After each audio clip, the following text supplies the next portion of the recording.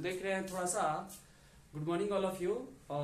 Live streaming में थोड़ा सा प्रॉब्लम हो रहा है, इसलिए आज ये हम रिकॉर्डेड वीडियो लेते हैं और इसको फिर अपलोड करेंगे आपको ये क्लास, ताकि आपका गैप ना हो।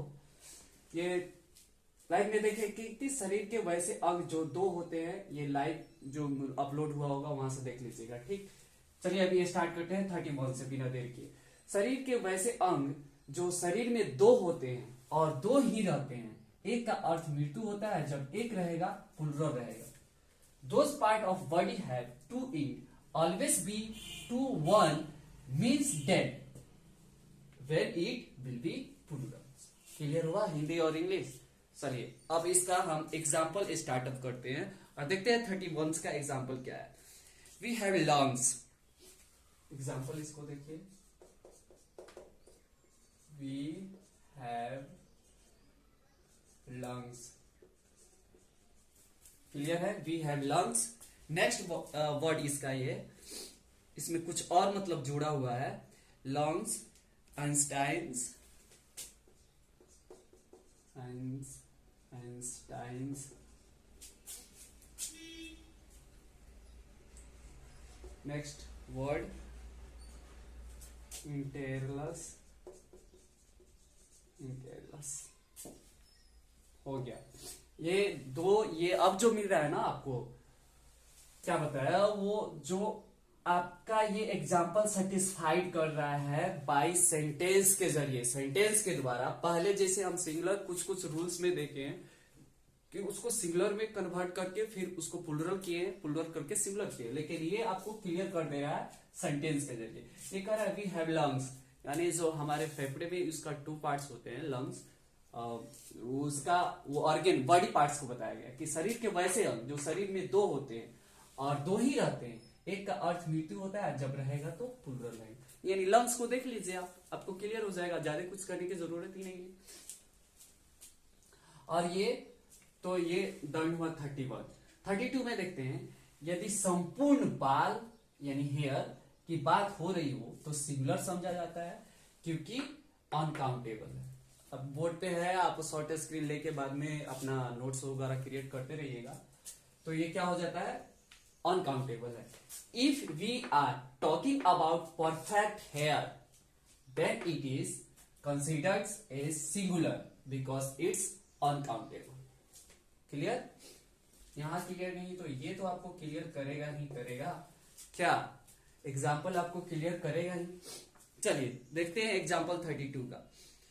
ये बोल रहा है कि her here is shining. Example देखिए, अभी बोल रहे थे आपको शुरू से कि ये हम क्या चीज के जरिए समझे जा रहे हैं, सेंटेंस के जरिए। इसका example her here is shining, समझ में आया? उसकी बाल शाइनिंग है, मतलब उसमें चमक है, वो चमकती हुई है।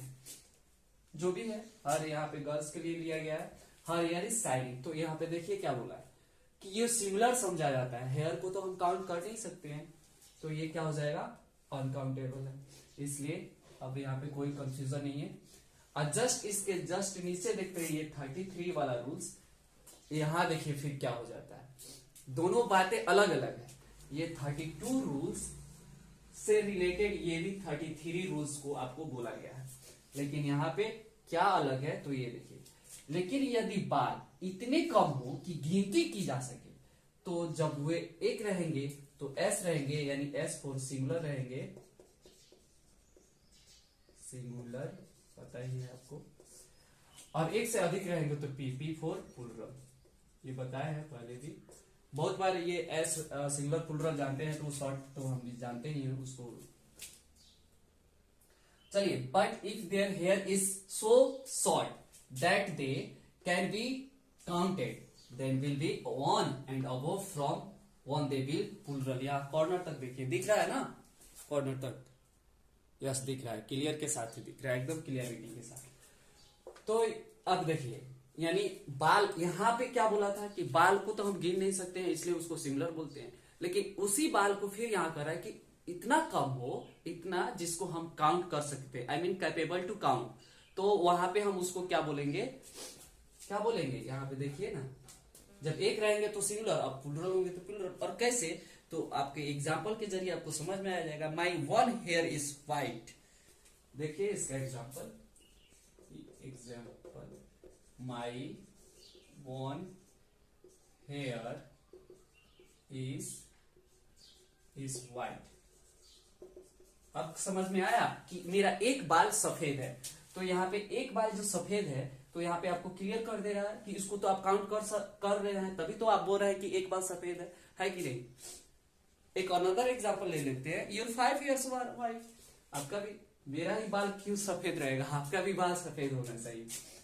योर 5 hairs, अब देखिए जैसे 5 आया तो ये क्या हो गया, प्लूरल, आर व्हाइट, क्लियर। चलिए 34 में आते हैं। 34 नंबर्स का रूल ये बोल रहा है कि अलोन यानी दान, इव्स बोलती बाहरी जिसको ढकने वाला सामान को बोला जाता है, रिच धन पहले यानी धन जो पैसा वगैरह सिमिलर थे, अब वो प्लूरल है। तो कैसे, यहां पे देखिए, alone eves rich was first singular, now plural. अब स्टार्ट करते हैं, रिचेस हैव विंग्स, यानी इसका एग्जांपल देखिए आपको समझ में आ जाएगा। रिचेस यानी धनी, अब क्या है तो बोल रहा है कि हैव विंग्स,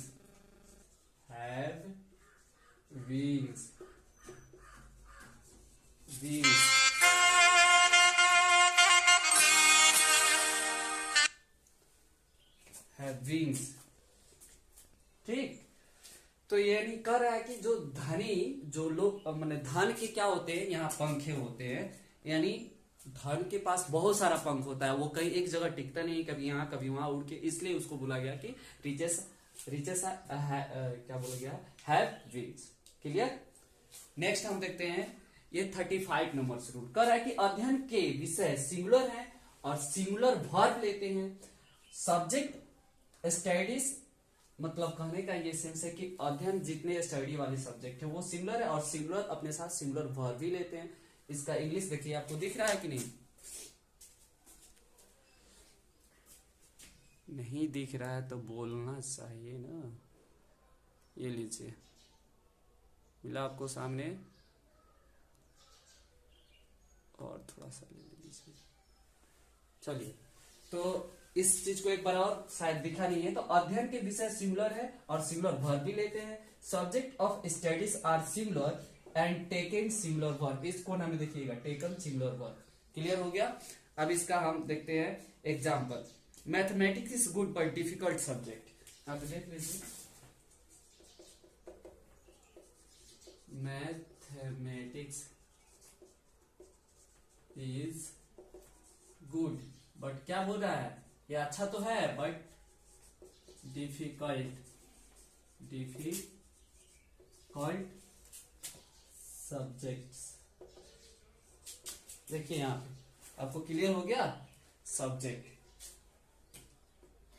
यानी mathematics is good but difficult subject. Mathematics, math तो अच्छा है, लेकिन ये क्या है, डिफिकल्ट, थोड़ा सा कठिन सब्जेक्ट है, हार्ड सब्जेक्ट। क्लियर हुआ। यहाँ पे अध्ययन के विषय सिमिलर है और सिमिलर वर्ब भी लेते हैं। यहाँ देखिए सिमिलर वर्ब लिए हैं, सिमिलर वर्ब लिए, क्लियर।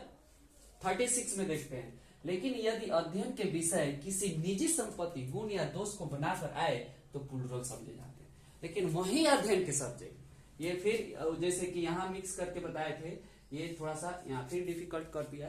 तो यहाँ देखिए क्या बोला, बट इन इंग्लिश में देखते हैं, but if the subject of study is the private property of someone come by making क्या, तो यहां पे दिया है bad and good then understand plural, यानी गुण या दोष बनाकर आए तो उसको क्या समझ लिए जाते हैं, प्लूरल समझ लिए जाते हैं।